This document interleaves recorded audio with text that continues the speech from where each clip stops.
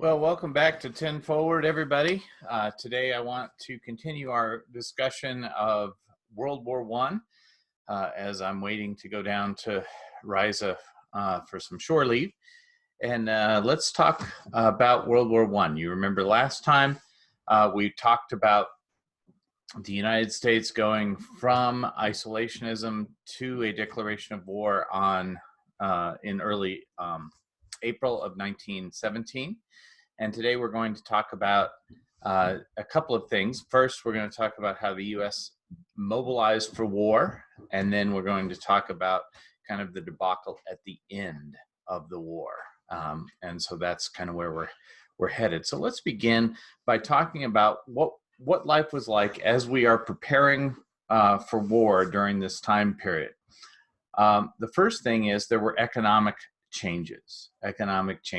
And the big things that you need to know for this are that the United States government gets big during this time period. Lots of new institutions are established, lots of new bureaus they were called. And the first was called the War Industries Board. And this was the organization that will be overseeing industries and mobilizing for war. And the person that Wilson taps for this to run this board is an industry insider named Bernard Baruch. And Bernard Baruch kind of gets things rolling because it was just a mess at the beginning. And so he begins to get things rolling. They will do things to try and make things more efficient. You remember that this is really the time period of Taylorism and efficiency. And this is one of the examples of that would be daylight savings time comes about during this time period.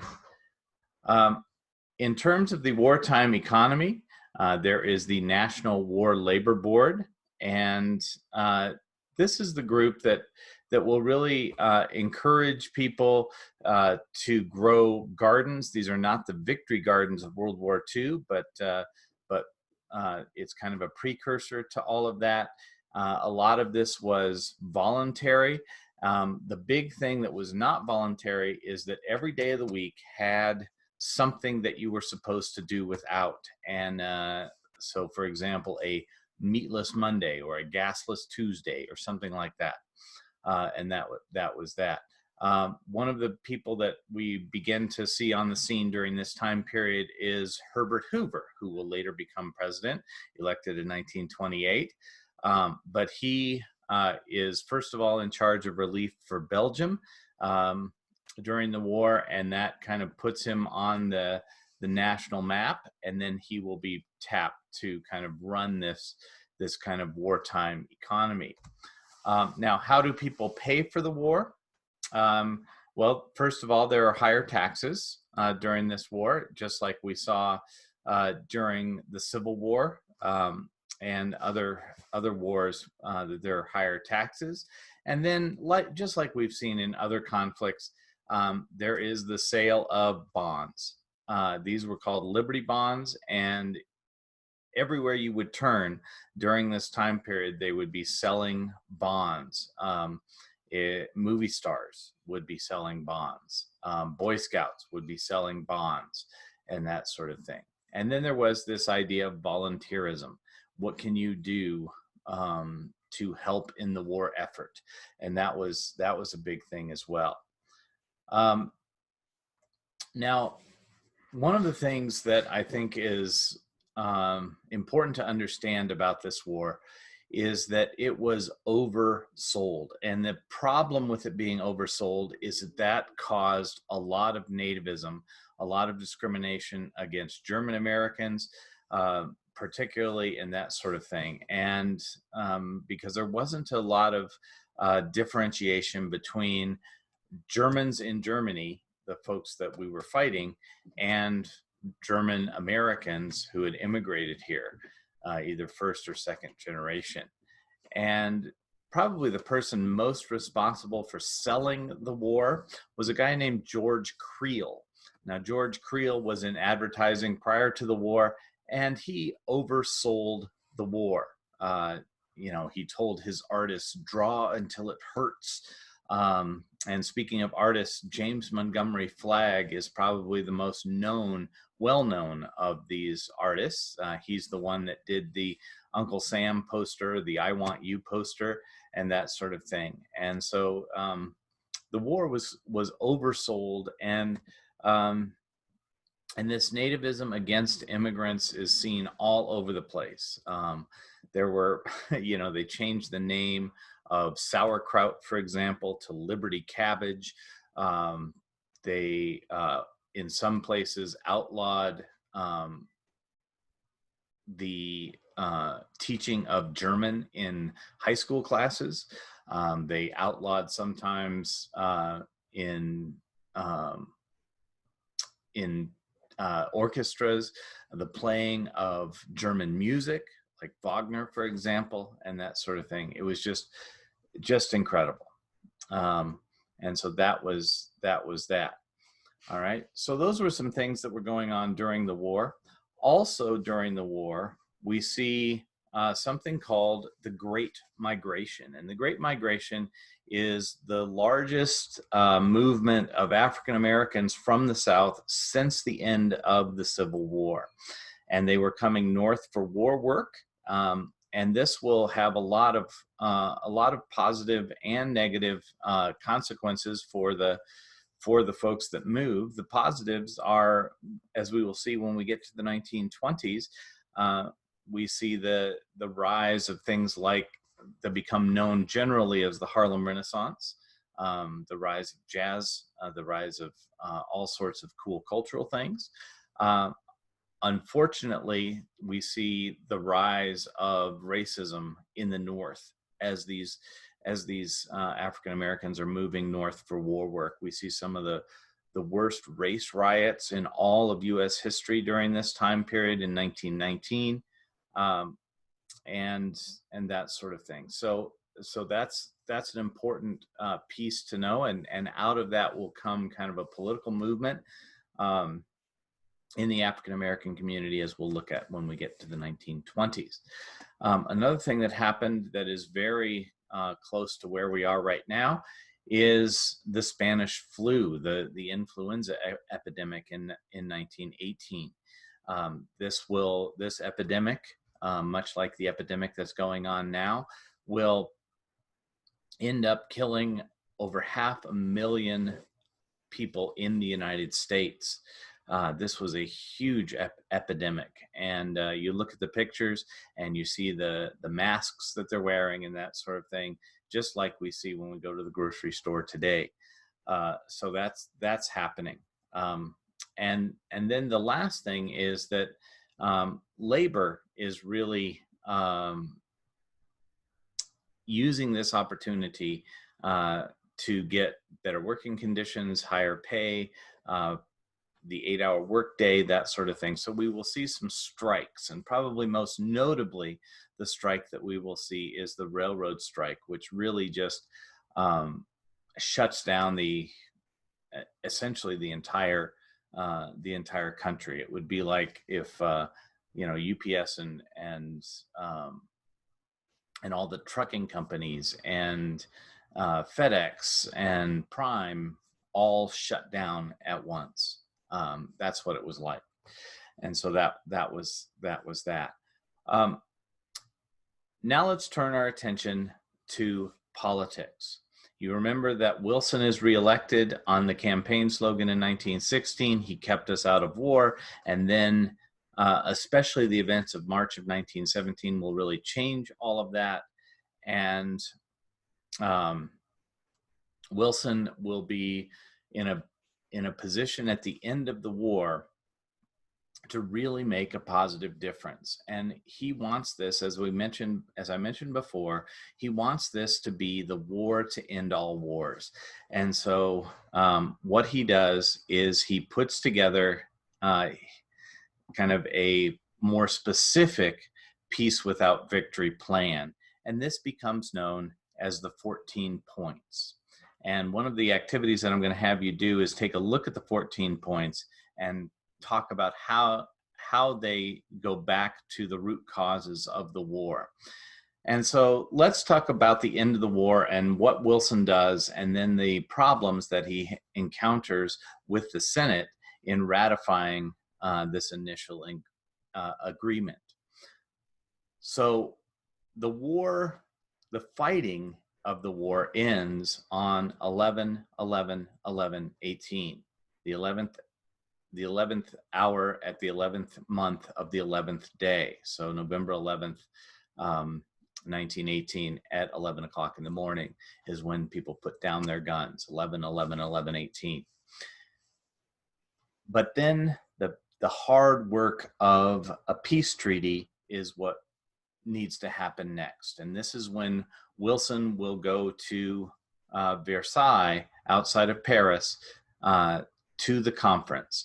And he has a lot of power coming into this because the United States has not been devastated like European countries, either side, have been. And so he comes in with a lot of leverage coming into this conference, and he doesn't want to mess it up. Now, there is some politics that goes on with this. The leader of the Senate is a guy named Henry Cabot Lodge. He is a Republican. Wilson is a Democrat. There is an election coming up in 1918. That's an election year, or excuse me, 1920 is an election year. And so that's on the horizon. And so both sides are kind of thinking ahead to try and make their position stronger as they come into all of this. Wilson doesn't want to mess up this 14 points. And so what he does is he goes to Versailles himself, not taking anyone from the Foreign Relations Committee in the Senate, not taking Henry Cabot Lodge. And this really makes Lodge angry. Not that they got along well before, but this really makes him angry. And so this will come back to kind of bite Wilson later on. So Wilson goes to Versailles, meets as part of the Big Four, they were called. These are the winners of the war. And a lot of the 14 points go into the initial draft of the Treaty of Versailles, especially and most notably the 14th point, which later becomes Article 10 of the treaty, which is a League of Nations, right? Which is kind of the precursor to what we think of as the United Nations today. And so once this kind of gets ironed out and Wilson gets a lot of what he wants in all of this, then they kind of take kind of a halftime break, if you will, and they all go back to their respective countries to get initial approval, and then they're going to come back and iron out the rest. And so what happens is that Wilson will come back home to the United States, and Henry Cabot Lodge is in no way or shape or form going to give him the credit for helping to end World War I in the Great War. And so the Senate, which constitutionally has to ratify or agree to any peace treaty that comes along, refuses to do that. Wilson expected this, and so Wilson had planned a campaign to go around the country to get support for his initial treaty, and so he kind of goes over the heads of the Senate, and he goes on this huge tour across the country, getting people to pressure the Senate to ratify this initial peace treaty. And it seems to be working, but Wilson is going so hard that when he hits, of all places, Pueblo, Colorado, just a couple hours from here, he will have a stroke. And this changes the whole equation. What will happen then is that there's a lot of sympathy for Wilson, and a lot of pressure for the Senate to ratify the treaty. So Lodge will kind of do something a little sneaky. He'll say, okay, I will encourage the Senate to ratify the treaty, but not Article 10. Article 10 was the League of Nations, and this was the big baby that Wilson had to have. And so Wilson will actually kind of turn the tables, and it really confused the public when he said, oh, I don't support this. And people said, well, wait a minute, I thought you were wanting support for this, but not without Article 10. And so that's kind of where we were when Versailles reconvenes. And once people find out that the United States is not behind Wilson and the 14 points, the treaty really begins to fall apart. And once it falls apart, item by item by item by item, the 14 points begin to go away. In fact, in the final version, only 4 of the 14 points still remain, including the League of Nations, which the United States will never join. So it's kind of doomed from the beginning because of the Republicans in the Senate at that time and Henry Cabot Lodge. And so when the treaty is finally ratified by a majority of countries, it blames Germany, and it breaks up the map. I'm going to have you take a look at kind of the before and after of the maps of World War I to see just what all happened with all of that. But Germany has to do 2 things as a result of this treaty. They have to take on the war guilt, which means that they have to say, yeah, it was our fault, even though, as you recall, it was Austria-Hungary that kind of actually got it started. But because of the Schlieffen Plan, which kind of was German aggression during this time period, we see that that Germany has to take on the war guilt. And the second thing that Germany has to do is pay war reparations, meaning that they have to pay back the Allies for the war. And the German economy is in shambles. There's no way they're going to be able to do this. And so, long story short, they print enough money to just pay everybody back, and that sends both Germany and kind of larger Europe into an economic tailspin, right as kind of before the Great Depression happens. And that's just crazy bad for Europe, which will lead to totalitarian regimes. And that's why people say that the Treaty of Versailles leads to the rise of Hitler and World War II. And I would agree with that. And we'll talk much more about that a little bit later.